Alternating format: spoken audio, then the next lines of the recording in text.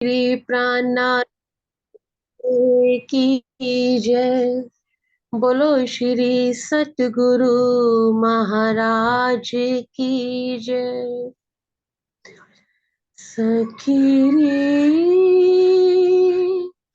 मैं हर बड़े महबूब की अखंड अलेखे सखरी सखरी सखरी सखरी मैं हर बड़ी महबूब की अखंड अलेखे अंतर आँखों खोल सी अंतर आँखों खोल सी ए सुख सोई देखे ए सुख सोई देखे सखीरी मैं हर बड़ी महबूब की अखंड अलेखे ना था भरोसा हमको के भव जल उतरे पार इन जुबा कहती कहो इन में हर को नाही सुमार ना था भरोसा हमको जो भव जल उतरे पार इन जुबा कहती कहो इन में हर को नाही सुमार में हर को नाही सुमार सखीरी में हर बड़ी महबूब की अखंड अलेखे मेरे दिल की देखियो दर्द ना कछु इसका ना सेवा ना बंदगी ए मेरी भी तक मेरे दिल की देखियो दर्द ना कछु इश्क ना सेवा ना बंदगी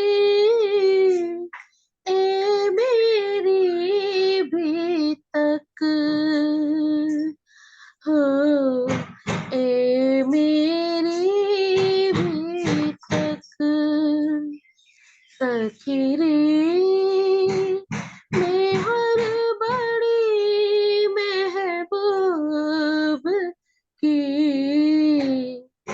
अखंड अलेखे क्यों बेहर मुझ पर भई एक ही दिल में शक मैं जाने मुझ महबूब की वो देते आप माफक देत आप माफक सखी रे सखी रे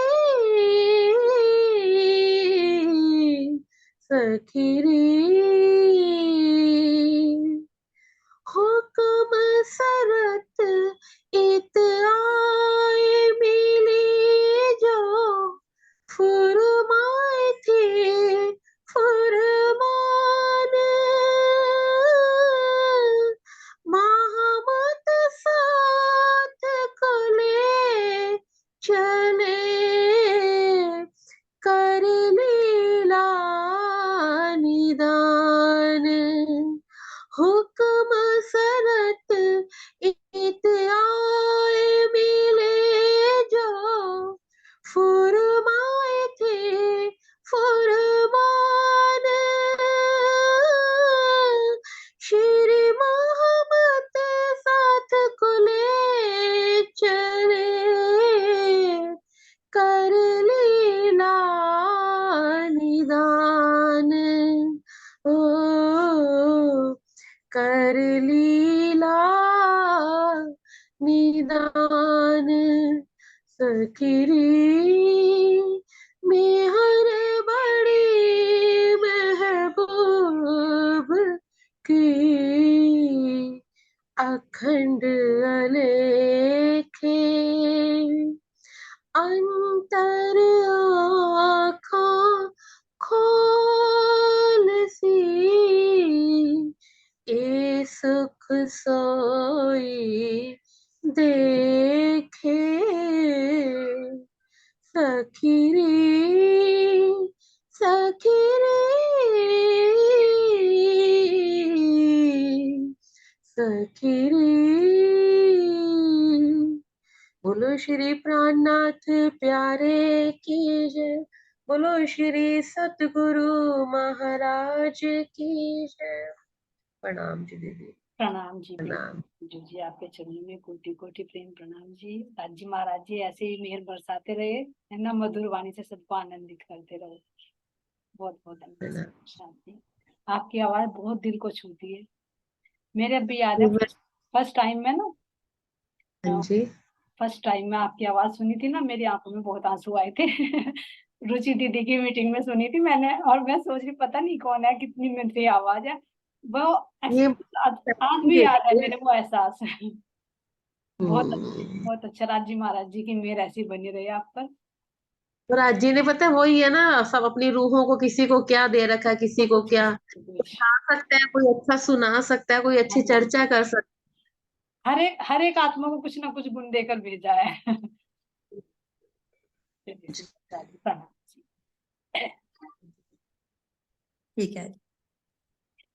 बोले श्री प्राणनाथ प्यारे की जय, श्री सतगुरु महाराज की जय, श्री पन्ना धाम की जय, महाराजा श्री लालदास जी महाराज की जय, छत्रसाल जी महाराज की जय। प्राणनाथ प्यारे सुंदर साथ जी, आप सबके हृदय में विराजमान प्राण प्रियतम के नूरी चरण कमलों में कोटि कोटि शबरीम। तो चलते हैं सुंदर साथ जी, क्या प्रसंग चल रहे हैं कि छत्रसाल जी महाराज जी चोपड़ा की हवेली में श्री जी को पधरा रहे हैं और पूर्ण ब्रह्म आरती बोलकर उनकी आरती उतारते हैं, और साथ में किनको पधराते हैं, श्री बाईजूराज महाराज को। अब आगे यहाँ पर पहचान बता रहे सुंदर साथ जी, ध्यान देना। फिर दोबारा से चौपाई को ले रहे हैं हम। श्री ठकुरानी जी साथ संग ले पधारे मेरे घर, धनी बिना तुम्हें और देखे सो नहीं मिसल मातवर, सो नहीं मिसल मातवर।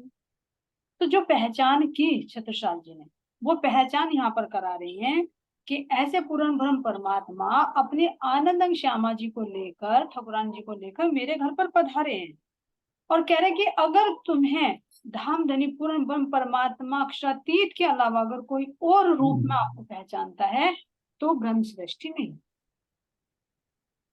क्यों नहीं ब्रह्म सृष्टि? क्योंकि दूसरी अगर जीव सृष्टि है तो वो क्यों अपने धाम धनी कहेगी? वे तो अपनी ब्रह्म अंगनाओं के प्रियतम है ना। तो यहाँ पर उन्होंने पहचान करा दी कि जो ब्रह्म सृष्टि होगी वो अपने प्राणनाथ जी को अपने धाम धनी के रूप में देखेगी, किसी और रूप में नहीं देखेगी। कि भाई कह रहे हैं कि मतलब यहाँ के संत कह दे या कोई कवि कह दे या महापुरुष कह दे, जैसे पीछे कहा कहीं ने भाई दिव्य व्यक्तित्व वाले महापुरुष आए हैं, कृष्णदास आए हैं, कितने नामों से, यानी जिसको जैसी पहचान है उसने उसी नाम से उनको पहचान। लेकिन यहाँ महाराज छत्रसाल जी पूरे क्लियर कर रहे हैं कि जो तुमको बिना परमात्मा के अलावा कुछ और रूप में देखती है तो ब्रह्म सृष्टि नहीं है। यानी ब्रह्म सृष्टि अपने प्राणनाथ जी को अपने धाम धनी के, अपने प्राण प्रियतम के रूप में ही उनकी असल पहचान करेंगे। और बाकी तो जो है और सृष्टि, क्योंकि सबके उद्धार होना इनके माध्यम से, तो वो उसी भाव से उनको देखकर उनको नमन करेगी। लेकिन जो ब्रह्म सृष्टि होगी वो उनको अपने प्राण प्रियतम के रूप में ही जानेगी। तो आगे क्या कहते हैं यहाँ पर सुंदर साथ जी, अब तो कछु ना हमारे दे चुके हम शीस, आप आ रहियो ने आप बस करो जानो सो बख्शीस, करो जानो सो बख्शीस। अब यहाँ पर कह रहे सुंदर शाह जी कि महाराज छत्रसाल जी ने बहुत हृदय में भाव लेकर, प्रेम विह्वल होकर चरणों लग के क्या कहने लगे, हे मेरे प्राणेश्वर अक्षातीत, मेरा अब कुछ नहीं है। क्यों? जब सब कुछ समर्पित कर दिया। आप रहियो ना आप बस करो जानो जो बख्शीश।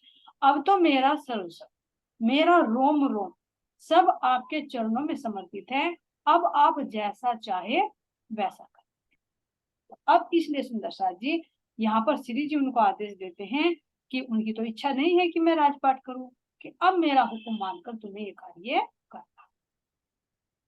जैसे महाभारत के युद्ध में ना श्री कृष्ण जी ने अर्जुन को कहा था, वो तो युद्ध करने के लिए तैयार नहीं थे, लेकिन उन्होंने कहा कि तुझे युद्ध करना होगा।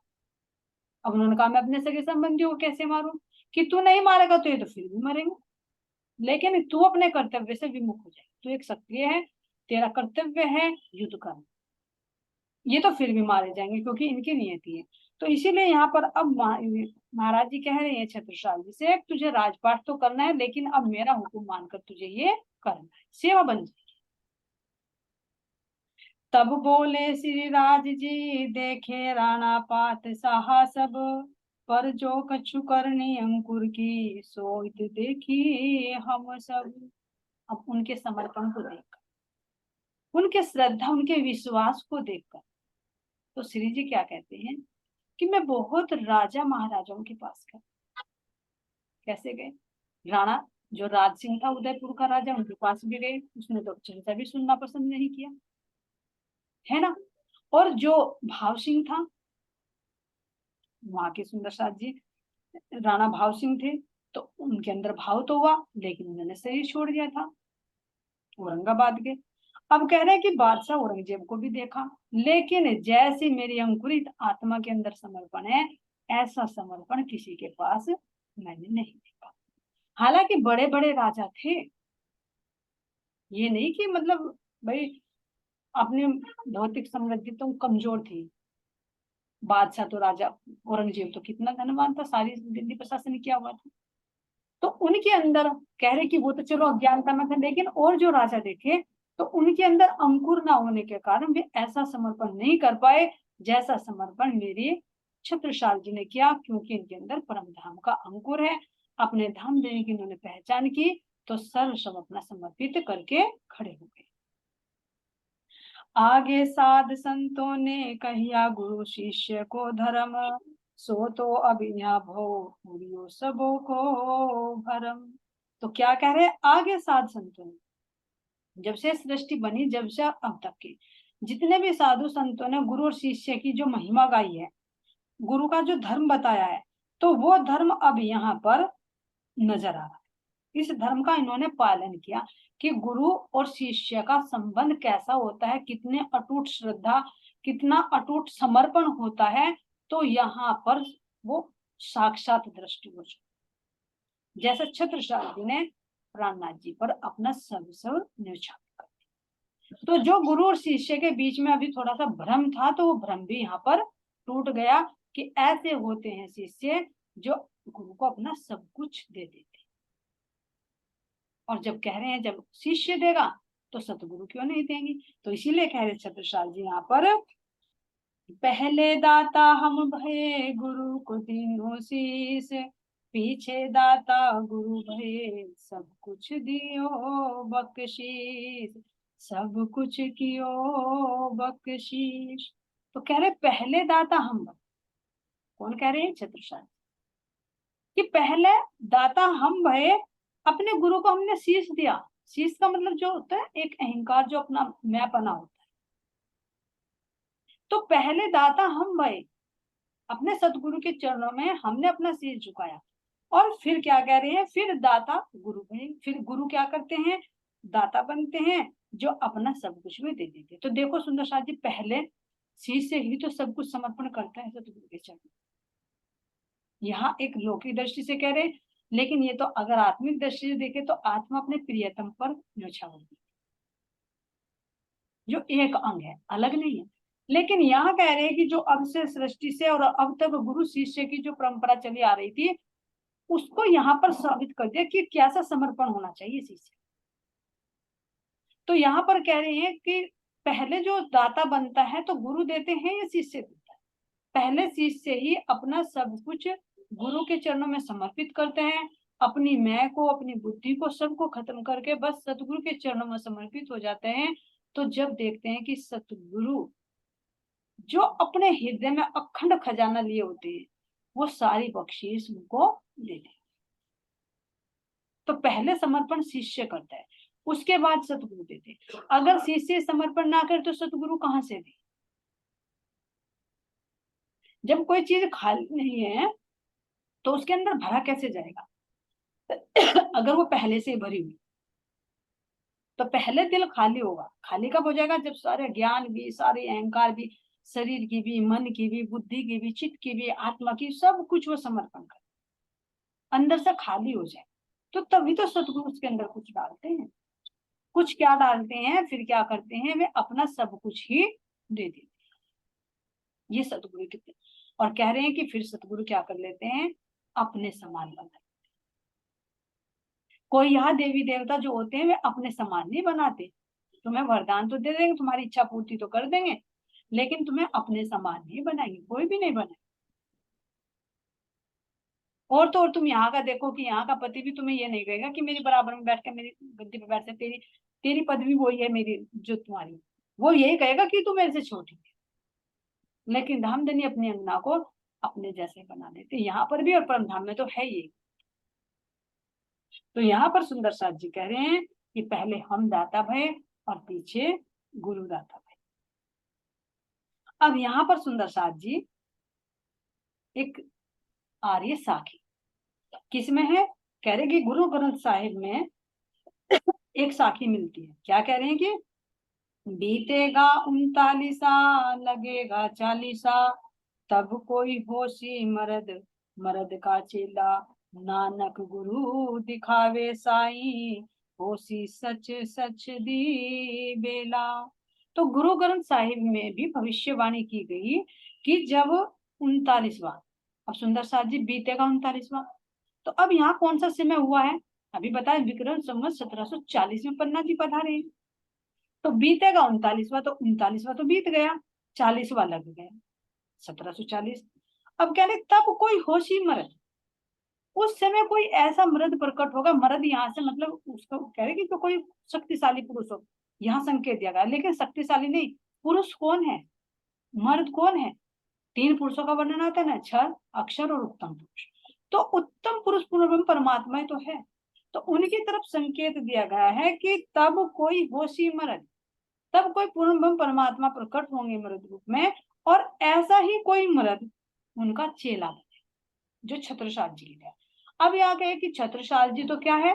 आत्मा है परम धाम की। फिर मर्द क्यों कहा गया?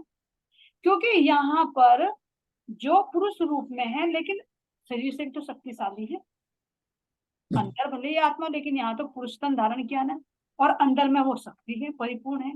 तो इसलिए यहाँ कहा तब कोई होशी मरद मरद का। नानक गुरु दिखावे साई होशी सच सजती बेला। तो कह रहे कि वो ऐसा समय आएगा कि उस समय ये क्या हो रहा है, पूर्ण ब्रह्म परमात्मा परब्रह्म की पहचान कराएगा वही मर्द, जो अभी महाराजा छत्रसाल जी ने कराई, कि जो मर्द उनका चेला बनेगा तो वो उन पूर्ण ब्रह्म परमात्मा की पहचान कराएगा। और उस समय मात्र एक ही सत्य का ही साम्राज्य। तो कह रहे सच सच दी वेला, वेला कहते हैं घड़ी को, समय को। तो उस समय क्या होगा, सत्य का ही साम्राज्य, झूठ नहीं चलेगा। क्यों, जब पूर्ण परमात्मा प्रकट हो गए तो संसार का झूठ कहाँ चलेगा, जो अब तक सबको मान लेते कि संसार ही सत्य है, सब असमिथ्या उड़ जाएगा और एक सत्य निजानंद संप्रदाय स्थापित हो जाएगा। तो यहाँ पर कह रहे सुंदर साथ जी, वैसे तो सिख पंथ वाले जो मानते हैं, इनको किसको मानते हैं, जो कह रहे कि भाई जो पुरुष है तो वो किसको मानते हैं, कि गुरु गोविंद सिंह है, जो गुरु के रूप में मतलब पुरुष के रूप में, मर्द के रूप में यहाँ पर संकेत दिया गया। और जो उनके कहे कि उनका चेला बनेगा तो बंदा वैरागी के देगा।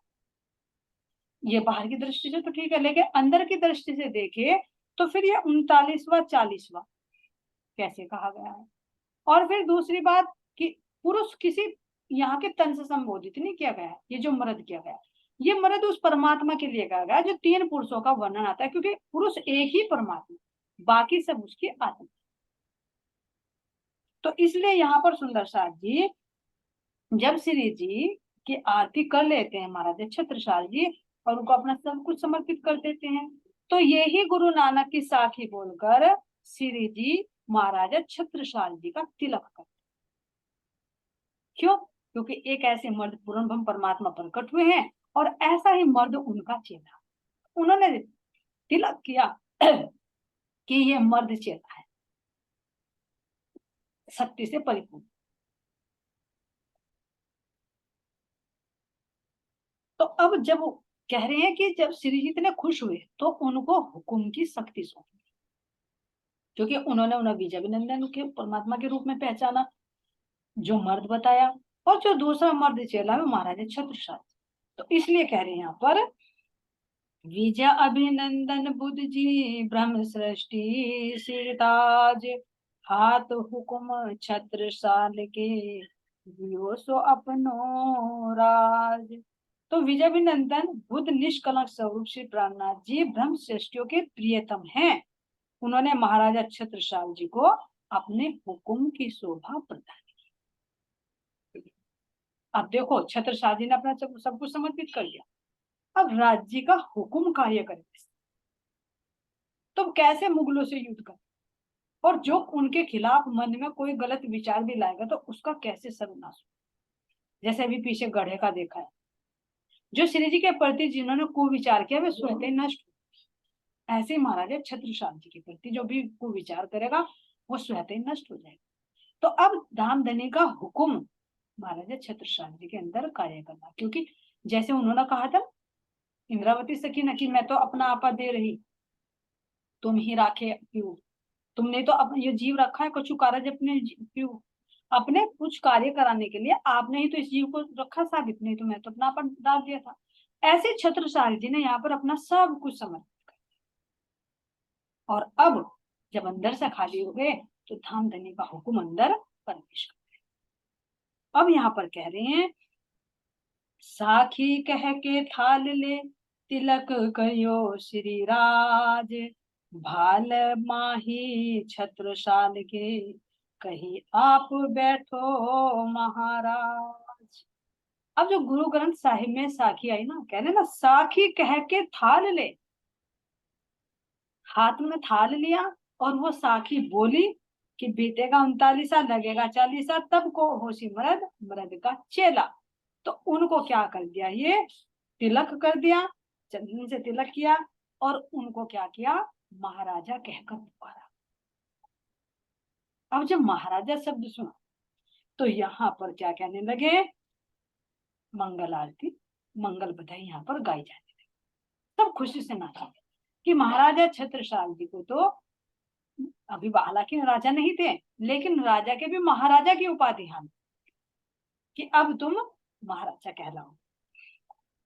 बजी बधाई नरपत के करी आरती प्राण, कही सब जन महाराज जो करियो प्रणाम प्रमाण।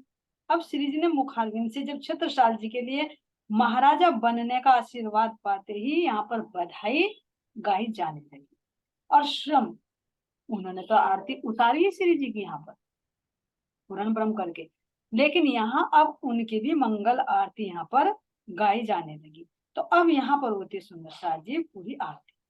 तो कह रहे हैं साकुंडल शोभा भई परकट भई पहचान, छत्रसाल छत्ता हुआ छिपे सबे सुल्तान। तो यहाँ पर महाराजा छत्रसाल जी ने श्री जी के चरणों में प्रणाम किया, उनकी भी आरती उतारी गई और यहाँ पर कह रहे छत्रसाल जी के हृदय में शकुंडल की जो आत्मा थी, उन्होंने अपने धनी को पहचाना और उन पर समर्पित हो गए। और धाम धनी ने रीझ कर बड़े प्यार से उनको क्या नाम दिया? छत्ता। इसलिए कह रही है जैसे, क्योंकि जब हृदय में प्रेम आता है ना तो नाम दिया जाता है। जैसे अपने बच्चों का नाम बड़ा होता है तो उसको छोटा करके बोलते हैं, तो प्यार का नाम होता है। तो इसलिए कह रहे हैं यहाँ पर छत्रसाल छत्ता हुआ कहिया सुंदर बाई जोए, आप दिखावत आपनी कही शकुंडल सोए। तो यहाँ छत्रसाल से ये छत्ता कह रहा है, जिसकी भविष्यवाणी हमारी सुंदर बाई ने की थी कि तुम्हें ऐसी सकुवार सखी मिलेगी, तो वह शकुंडल सखी मिलेगी। तो शकुंडल सखी यहाँ पर जागृत हो गई और उन्होंने अपनी पहचान यहाँ पर प्रकट कर। अब यहाँ पर सुंदर साथ जी आरोग्य की सेवा चलती है, क्योंकि आरती की गई, महाराज जी का तिलक हुआ छत्रसाल जी का भी, उन्होंने श्री जी की आरती उतारी। तो अब यहाँ पर धनी जी को आरोग्य आता है मेवा मिठाई के माध्यम से। अब ऐसी ही यहाँ पर सब क्रिया हो जाती है। फिर श्री जी कहाँ पर चले जाते हैं? वही अमराई घाट पर। तो यहाँ से कई बार कह रहे हैं कि फिर वे अपने महल में ले जाकर, शायद चोपड़ा मंदिर से अपने महल में ले जाकर, क्योंकि महल तो उनका अलग था, मऊ में भी था और वहां पर भी था, अभी चोपड़ा के पीछे जो देखा हमने। तो यहाँ वर्णन कर रहे हैं कि पधराए अपने घरों अब हेत कर प्यार, भूषण पहराए भली भात सो किया बड़ो मनोहार। अब ये तो आरती हुई यहाँ पर, लेकिन इसके बाद भी कह रहे हैं कि महाराजा छत्रसाल जी ने श्री जी को कई बार अपने महल में बुलाया और ऐसे ही उनको आरोगाया, मेवा मिठाइयों से आरोगाया। और विचार बना कि जैसे मैं परम धाम में मेरे राज्य और श्यामा जी हैं, तो क्यों ना मैं अपने धाम देने का ऐसा ही श्रृंगार। तो यहाँ पर वर्णन करे सुंदर साथ जी कि छत्रसाल जी श्री जी का जब श्रृंगार करते हैं तो उनके हाथों में क्या पहनाते हैं? हीरा। कह रहे हैं कि 9 नगों वाली नवगढ़ी जो वर्णन है, वैसे तो श्रृंगार पूरा करा है, लेकिन जो लालदास जी का वर्णन कर रहे हैं कि 9 नगों वाली नवघड़ी हाथों में पहनाई और हीरा और माणिक के छोटे छोटे जिस पर टुकड़े जड़े हुए हैं, ऐसी उन्होंने पहुंची पहना श्री जी के हाथ। कैसे? परम धाम का भाव लेकर। और कह रहे हैं कि हीरा और माणिक से जड़ी हुई जो दुगदुगी, ठीक है, सॉरी, जो दुगदुगी जैसे यहाँ पर भी है मुकुट पर और हारों के अंदर भी, तो हीरा और माणिक से जड़ी हुई दुगदुगी सोने की लड़ी गले में पहनी। सोने की जो बनी हुई लड़ी थी उसमें जो दुगदुगी थी, उस दुगदुगी में हीरा और माणिक जड़े हुए थे और हीरे से जड़ी हुई उसी से मैच खाती हुई एक और पहुंची हाथों में पहने। तो ऐसे और भी सारा श्रृंगार किया जैसे परम धाम का श्रृंगार है, क्योंकि राजा हैं तो धाम देने के लिए क्या नहीं ला सकते। तो पूरा परम धाम का श्रृंगार सजाया। अब साथ में बाईजूराज महारानी भी थी, अब उनका श्रृंगार सुशीला जी महारानी कराती है, जो उनकी मझली रानी है। अपने सारे आभूषण तेज बाईजू उनको पहनाती, तेज बाईजूराज महारानी। जैसे परम धाम का वही श्रृंगार, वही भाव लेकर उनको भी वे श्रृंगार सजाती हैं और सारा ही श्रृंगार सजाकर फिर अपने घर पर पधराकर फिर आरती। तो ऐसे कह रहे महाराज जी, कई बार अपने घर पधराए और इनकी इन्हीं भांति सेवा की जैसे परमधाम में हो, उसी भाव। तो अब यहाँ पर कह रहे थे प्रसाद जी, जब वे सेवा करते तो इनको देख देख कर सभी सेवा करने लगे, और इस सेवा में उनको जो आनंद मिला, उस आनंद का तो वर्णन नहीं कर रहा। ये सोचो सुंदर साथ जी, कितना बड़ा सौभाग्य है,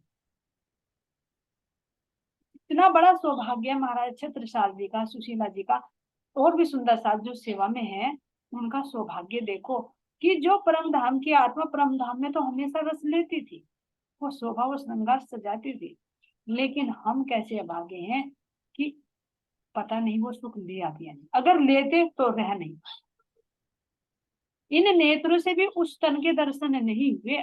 ये देखो हमारी करनी कैसी है, जिस तन में साक्षात विराजमान मेरे धाम धनी आए और उन्होंने यहाँ आकर वो परम धाम का आनंद दिया, और हम कैसे अभागे रहे कि इन नेत्रों से उनके दर्शन भी नहीं कर, अपनी करनी को क्यों क्यों नहीं दर्शन किए? क्योंकि दर्शन करना कोई ये नहीं होता, तन तो देखा होगा लेकिन जाहिरा दृष्टि से देखा, बातुनी से। अगर बातुनी से देखते तो पहचान लेते कि मेरे धाम के धनी, और जिन्होंने पहचाना यही उन्होंने दर्शन किया और यही वो सुख प्राप्त किया कि जो आरती, जो श्रृंगार, जो भोजन, जो आरोबाना, जितने भी सेवा परम धाम में होती थी, उस सारी सेवा का सुख यहाँ पर उन्होंने प्राप्त किया। तो जब परम धाम में जाएंगे तो कितनी बड़ी महिमा होगी इन सबकी। हाँ, सच के बातें करेंगे कि मेरे धाम धनी आए थे, मैंने पालकी उठाई थी, मेरे धाम धनी आए थे, क्योंकि यहाँ पर सुशीला जी भी पालकी उठाती है, जैसे अपने घर पर लेकर जाती बाद में। तो एक तरफ कह रहे महारानी सुशीला जी और दूसरी तरफ छत्रसाल जी खुद अपने कंधों पर पालकी में बैठा कर ले जाते। तो ये कितनी बड़ी की धामधनी। यहाँ तो सुखपाल मन की गति से चलते हैं, लेकिन खेल में जाकर हमने आपको सुखपाल में कैसे बैठा कर, और हमारी आत्मा उस समय नुई मुंह झुकाए बैठी रहेगी, शीश झुकाए, कहा ना कि शीश झुकाए सर्व के, कि हम उस सेवा से कैसे बचे। जैसे सुंदर साथ अभी पीछे कितना सुंदर साथ की सेवा आई कि कोई हरी हरी साग सब्जी ला रहे हैं, है ना, जैसे ठाकुरी बाई का आया था, और कितने सुंदर साथ ने सेवा की, है ना। वो कहेंगे अरे हम अनवन से साग तरकारी लाते थे और हमने वहां खेल में जाकर भी सेवा की, लेकिन हम क्या बैठे रहेंगे मुंह लटका। बाद में कहेंगे हम तो झूठ मूठ में भोग लगा देते थे, बाद में जब साक्षात तो नहीं यू ही तन खा जाता है तो। और उस समय तो साक्षात धामधनी स्वीकार करते थे उसको। तो ये बहुत बड़ा लॉस होता है सुंदर सा। बस धामधनी से यही अर्जी है मेरे धामधनी, बस जो हो गया कजा की नमाज है, बस आगे मत और करा लो, यही अर्जी। अब आंखें खुली हैं तो बस इस माया के बंधन से छुड़ा। बहुत दिन हो गए रहते अपनी अपनी गलतियों को बखान करते करते बहुत टाइम होगा। इतना बेसब्र कोई नहीं होता कि अपनी गलती को खुद बता, और फिर कह रहे कि धनी का बिछोड़ा सुनकर फिर हंस हंस कर बातें भी करते, बताते भी। महसूस करे थे नौशाद जी, बहुत बढ़िया मौका था वो जो हमने खो दिया। अब नहीं मिलेगा वो, क्योंकि बीता हुआ समय कभी वापस लौट कर नहीं आ, कितने ही प्रयत्न कर लो अब नहीं होने। बस अब धनी से ही विनती है, मेरे धाम के धनी अपनी नियत बनाए रखना, और बस अपने चरणों से अब जुदा मत कर। अब ये तन छूटे तो बस रूह तेरे में मिल जाए, और कुछ इच्छा बाकी ना। सुंदर साथ जी इस तरह से महाराज छत्रसाल जी ने यहाँ पर सेवा का आनंद लिया। अब यहाँ पर ऐसे ही सेवा कर करके सुंदर साथ जी सब, जैसे छत्रसाल जी को देखते, रानी को देखते सेवा करते हुए, तो सब यहाँ पर धामधनी की सेवा में निछावर होने। तो क्या कह रहे हैं यहाँ पर, देखा देखी महाराज के लाया जो ईमान, बस बसा छाती पर करता था सहतान। तो अब यहाँ पर जैसे उनके चाचा थे बलदीवान, तो वे किस तरह से उनके मन में शंका रही, है ना। वे श्री जी की पहचान नहीं कर पाए, देखा देखी उन्होंने तारतम्य मंत्र को ग्रहण कर लिया, लेकिन अंदर में फिर भी शंका बनी रही, जिसको यहाँ पर दज्जाल कहा। तो इसी कारण से सुंदर साथ जी श्री जी महाराजा छत्रसाल जी के सामने अभी कुरान का प्रसंग नहीं रखते, कुरान नहीं पढ़ते थे, उन्हें बताया भी नहीं। क्यों? क्योंकि उनके विचार थे, जो बलदीवान थे उनको पूर्ण विश्वास नहीं हुआ था संकल्प प्रवृत्ति के, तो इसलिए अभी छिप छिप कर ही बात पढ़ते, भागवत वो की पुराण पढ़ते थे। लेकिन अब कैसे एक दिन छत्रसाल जी को प्राप्त हो जाते हैं, कैसे फिर वे आगे ऐलान कर देते हैं, उसका प्रसंग सुंदर साथ जी अगले वीडियो। बात छिपाई कुरान की, आवते महाराज सो आप, सो पहचान के वास्ते, इनको प्रकट करने प्रताप, इनको प्रकट करने प्रताप। बोले श्री प्राणनाथ प्यारे की जय, श्री सतगुरु महाराज की जय, महामती स्वामी श्री लालदास जी महाराज की जय, श्री पन्ना धाम की प्रणाम। सभी सुंदर साथ के चरणों में कोटि कोटि प्रेम प्रणाम। सुंदर साथ जी बोलने में कोई शब्द में त्रुटि रही हो, कोई चूका छूटी हो,